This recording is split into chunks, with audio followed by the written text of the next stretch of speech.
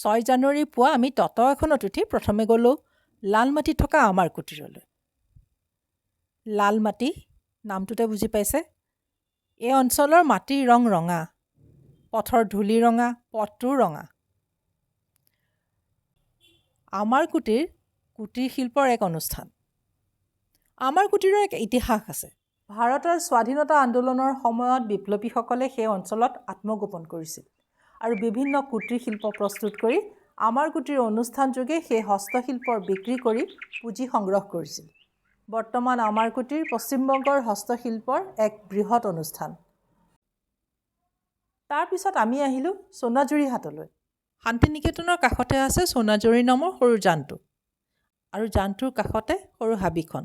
বহু বছৰ আগতে কেইগৰাকীমান শিল্পীয়ে নিজৰ শিল্পকৰ্ম তাত থকা শিল্পী পৰিয়ালৰ বাৰীৰ সতেজ শাক পাচলি, কাৰুশিল্প, বস্ত্ৰ আদি প্ৰতি দেওবাৰে সোণাঝুৰি নামৰ সেই জানটোৰ কাষৰ সেউজীয়াখিনিত প্ৰদৰ্শনৰ লগতে বিক্ৰীৰ বাবে সৰু হাট এখন আৰম্ভ কৰিছিল। সেই হাটখনেই ক্ৰমাৎ বাঢ়ি বৰ্তমানৰ ৰূপ পাইছে। আমি প্ৰায় 1000 মান লোকৰ হাট এখন দেখিলোঁ। আজিকালি প্ৰায় সদায়ে সেই হাটখন বহে।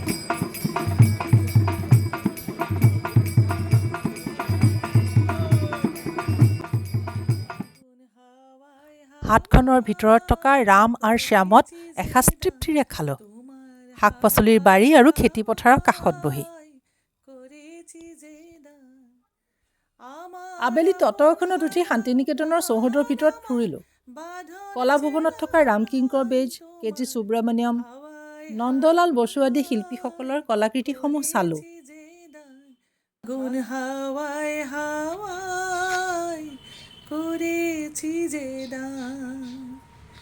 তোমার অশোকে কিংসুকে, তোমার অশোকে কিংসুকে, অলক্ষ্য রং লাগলো আমার অকারণের চোখে।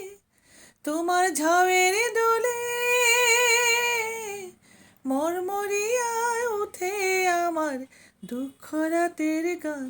তোমার হাওয়ায় হাওয়ায় করেছি যে দান, ফাগুন হাওয়ায় দেখিলোঁ কিছু ছাত্ৰ ছাত্ৰীও নিজৰ সৃষ্টিত ব্যস্ত হৈ আছে।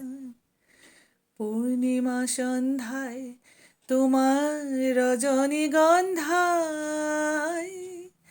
ৰূপসাগৰেৰ পাৰেৰ পানে উদাসী মন্ধায়।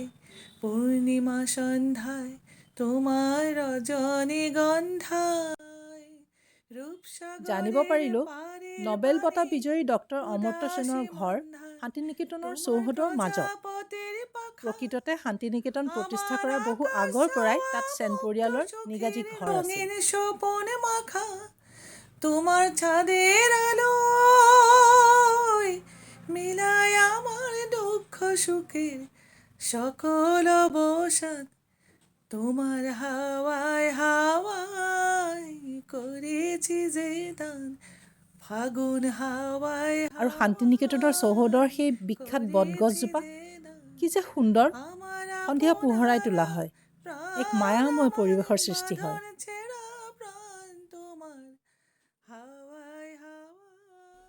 জয়াৰ ঘৰত নিশাৰ সাজ গ্ৰহণ কৰিলোঁ।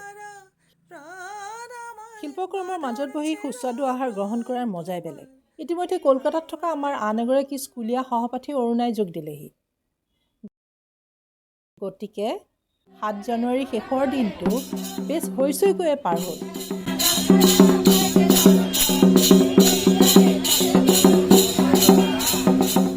সোণাঝুৰি হাটত লোকশিল্পীৰ সৈতে নাচিলোঁ। সোণাঝুৰিত থকা প্ৰকৃতি ভৱনত লোকসংগীত শিল্পীৰ সৈতে বাদ্য সংগত কৰিলোঁ।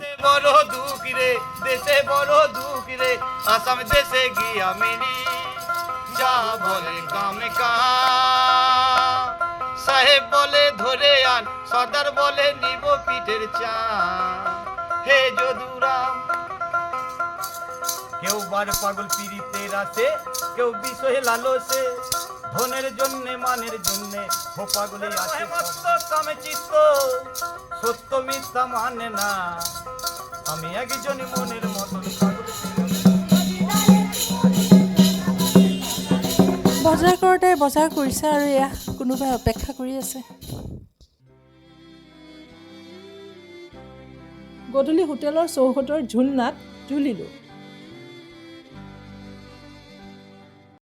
কিংসুকে তোমার অশোকে কিংসুকে অলক্ষ্য রং লাগলো আমার অকারণের চোখে তোমার ঝাওয়ের দোলে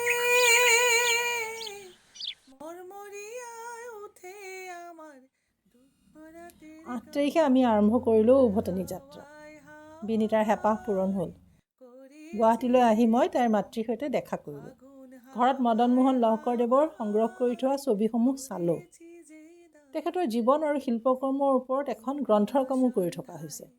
তোমাৰ ৰজনীগন্ধা